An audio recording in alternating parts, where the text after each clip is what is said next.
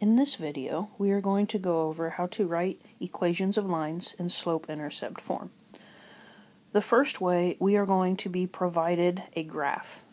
When we are provided our graph, we have 3 steps that we need to follow. Step 1, we need to identify the y-intercept. Step 2, we need to identify the slope. Step 3, we then need to plug into slope-intercept form. So if you remember from previous lessons, slope-intercept form is y equals m, which is our slope, times the x, plus our b value, which comes from our y-intercept. So we will be plugging in that m and that b into our equation, and we will have our equation in slope-intercept form.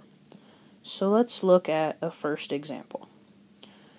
So if we are given this graph, step 1, we need to identify the y-intercept. The y-intercept is the point in which our line crosses the y-axis. That would be this point right here, which happens to be the point 0, 0. So my y-int is the point 0, 0. Step 1 is complete. Step 2, we need to find our slope. So we have 1 point on the line. We need to find a second point on the line so we can find our slope. That would be this guy right here. So we can find our slope.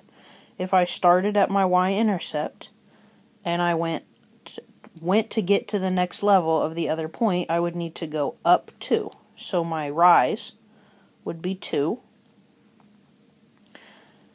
And then if I went to move over to get to the next point, I would have to go over 1. So my run is a positive 1. So my slope simplifies to 2. So I know the 2 pieces I need. I can plug into my equation.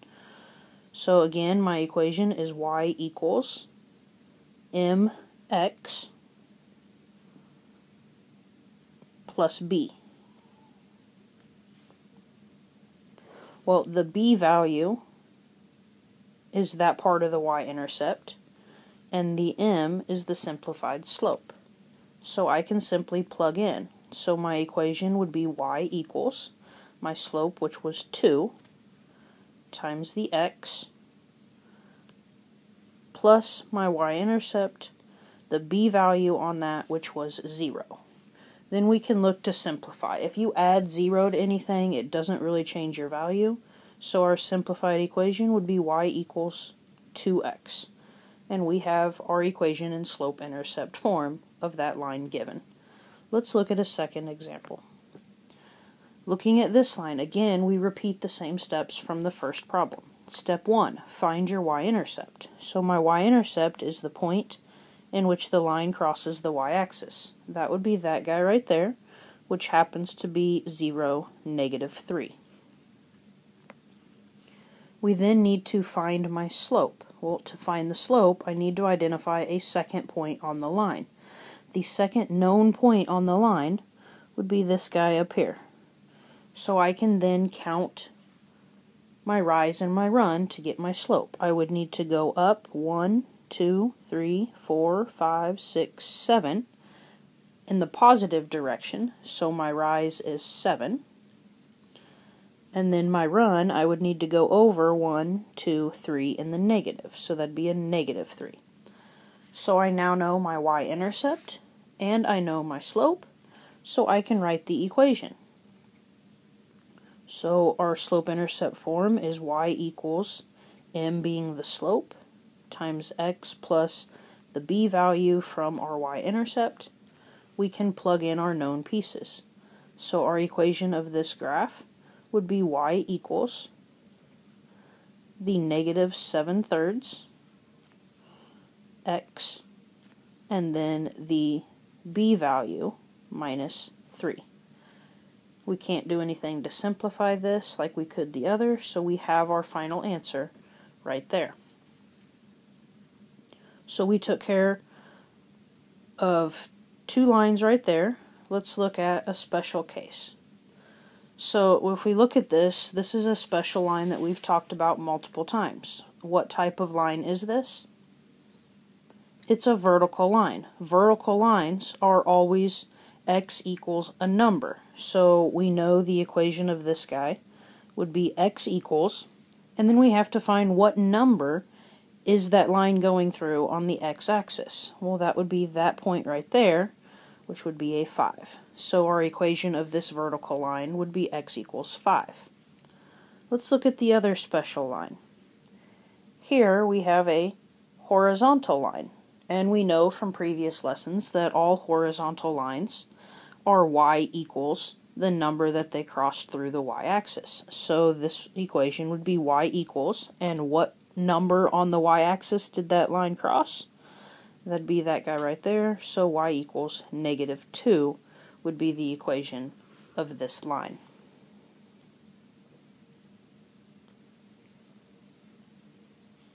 Let's look at another case. What if we are given the slope and the y-intercept? This instance is actually a little bit less complicated than the previous one. We only have one step left to do. When given the slope and the y-intercept, well, we already know the slope, we already know the y-intercept, so all that's left is to plug into our slope-intercept form, which once again is y equals m being the slope times x plus the b value, which comes from our y-intercept. So let's look at some examples of that. So if we are told the slope is 7/4 and the y-intercept is the point 0, -3, well, our slope that we would plug in is 7/4. The b value is that -3. All we have to do is plug in. So y equals the 7/4 times the x, and then our b value, which is the -3. So we have our equation in slope-intercept form right there. Looking at another example, we are told the slope is 1, the y-intercept is the point 0, -7. So the slope that we would plug in is the 1, the b value on the y-intercept is that -7. So we plug into the equation. Y equals my slope, 1, times x, and then the b value, -7. We typically would not write that 1 in front of the x, so we could have also wrote this as y equals x minus 7. Either one of those would be acceptable answers. Let's look at another example. Here we're told the slope is -3/5. The y-intercept is the point 0.05. So the slope we plug in, we're told, is -3/5.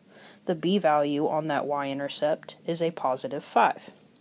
So we plug in. So y equals my slope, that -3/5, times x, and my b value, that +5. So we have our equation. Let's look at one last example. Here we are told the slope is -9/13, and the y-intercept is the point 0.12. So the slope, we're told, is -9/13. The b value on the y-intercept is that 12. We're ready to plug in. So y equals the slope, -9/13, times my x, and then my b value, that +12. And we have our equation in slope-intercept form.